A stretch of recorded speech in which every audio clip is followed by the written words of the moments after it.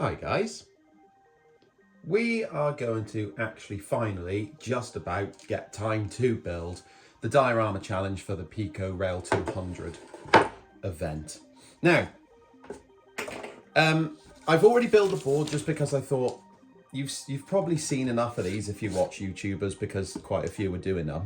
You'll notice straight away that I've actually gone for the modular one as opposed to the standalone one. And the reason I went for this was, one, I thought it'd be nice to actually do a modular thing, and two, I just thought it would be more interesting if I had more restraint on it, because the size of the board I think is all right. And I thought if I did standalone, I mean, I could do anything, and I thought, no, I'll go ahead and do this. Now, the instructions are quite basic if you've seen them. The main things I need to know is I don't cover the ends of the track. I've actually glued the track down on their track spacer, that bit of wood underneath. This is all solid now. This is the front, because this is the side it's on. And I believe that where's a ruler? I believe that I've got 14 centimeters of height to deal with, which actually is not a huge amount. It's about this high.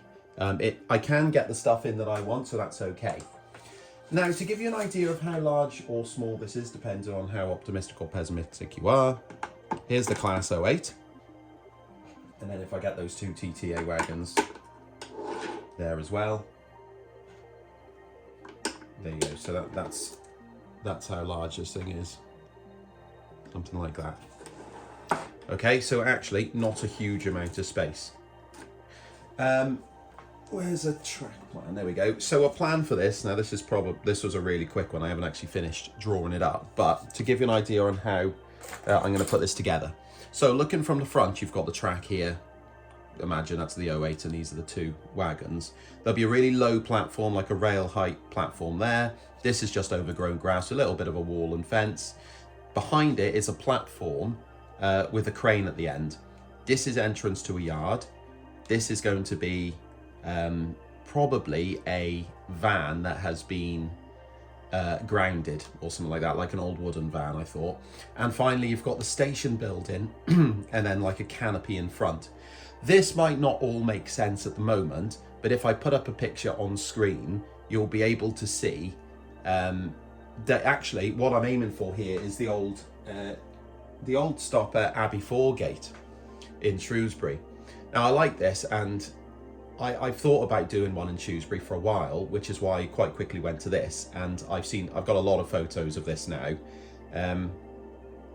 It was the reason I went for the Class 08 and the tankers to start with, because I really like that look. I'm going to go for a very overgrown look here, and also unlike the picture, this is going to, it isn't Abbey Foregate, okay? So don't be like, oh, that's not right. I'm using it as inspiration, as in the building and the crane and the layout and things. The track plan is going to change from being a siding to just being a through, obviously because it's a modular.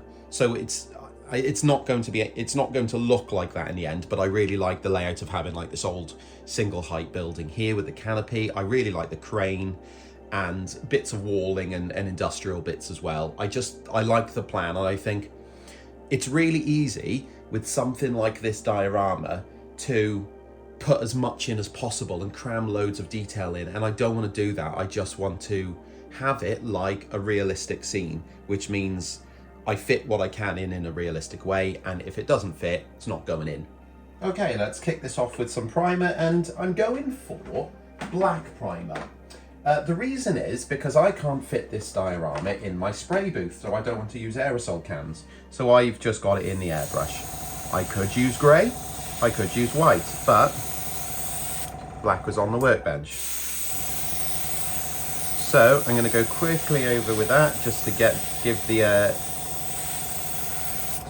well, the point of primer, if you're really new to this, is to give the paint above something to key onto and make everything a nice uniform finish. So like the plastic sleepers are quite glossy, so if you paint it with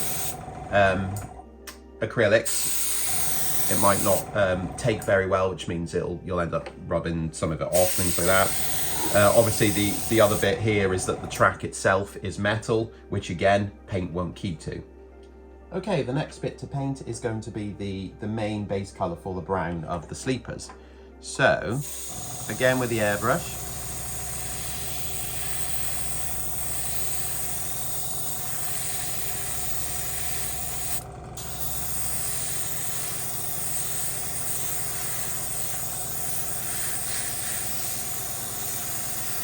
and this is not a bad undercoat for the rails as well at this point, so it's not a bad one to use.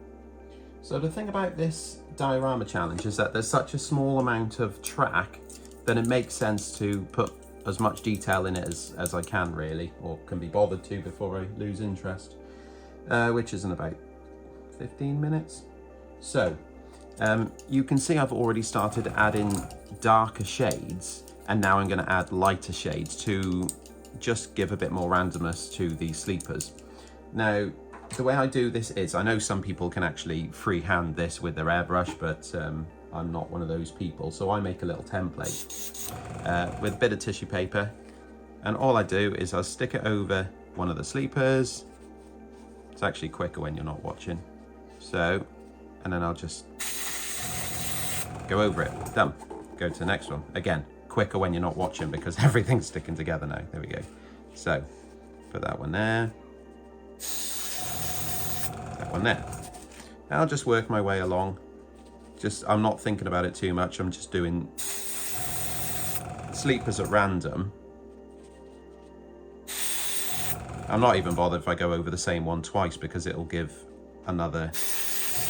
There you go. See, now it's a little bit wet, it'll start to stick to it. So I go over, get more of these done, a couple more tones. So now we're going to start aging them with dry brushing. Now, okay, so we're going to start to weather these down with dry brushing now. And this will start to pick out all the detail in the wood, like the grooves.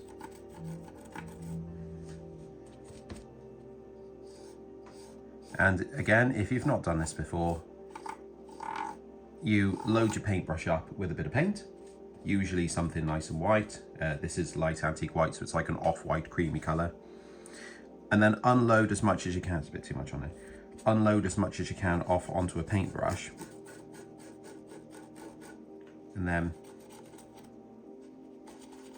you basically just brush across the sleepers or whatever you're dry brushing, and it will pick out the highest bits, which leaves this really nice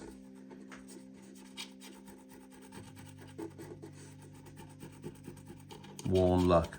And it's also starting to bring back in the sleepers, because at the moment a couple of them are a little bit too intense, and these are the steps that bring them back in again. Although when I was doing the sleepers, I was using the same base colour of earth brown and then adding white or black to it on top, or cream and black. So actually they're all in the same sort of tonage. Right, I've done the sleepers and now I'm going to go onto the rails. Now this is only going to be the first half of the weathering for the rails, but the second half I'll do after I've ballasted, and I'm not going to ballast for a couple of weeks yet because it's probably going to be one of the last things I do. So I'm using this paint just to go along the sides of the rails, and this will be front and back. It's a lot easier than on 009 actually, because of how deep the rail is. It's a bit more forgiving. And then we're going to go and come along and paint in the chairs as well. And again, this is just acting as an undercoat for what I do later on. This can be therapeutic, or people have said. For me personally, I don't find it therapeutic. I find it mind-numbing. I think that's all I'm going to do this week. It's a big step forward because I've actually made a start on the layout now, and I did obviously have to build the boards. The track is looking like how I want it. I mean, I want the idea for this layout is that it's going to look worn and old, but one issue I have found with the track is I can't do what I wanted to do, which is like re-sleeper it to get a nicer space in between the sleepers. But I don't want to go too far away from the rules that for the challenge, because I'll end up getting disqualified for something silly, and that would be sad. So I'll go with the track that they've suggested, which is leave it as it is and paint it up, which I think is really good. There are things like you can see there, if I just yeet these out of the way, the holes, I only noticed after I started painting them the set track, because I'm not used to using it, has holes for pins. So I can't do anything about that now, so I'll use vegetation to hide that later on, because that will fit in nicely with the idea. Right, okay, well, I need to have a little look at doing things like platforms, because it's not something, doing narrow gauge layouts, platforms are not really that much of a concern, but here I actually have to make some. So yeah, I'll do that next time, I suppose. I gotta go now. I got some egg on toast to have, so I'm gonna go ahead and do that. Cheers!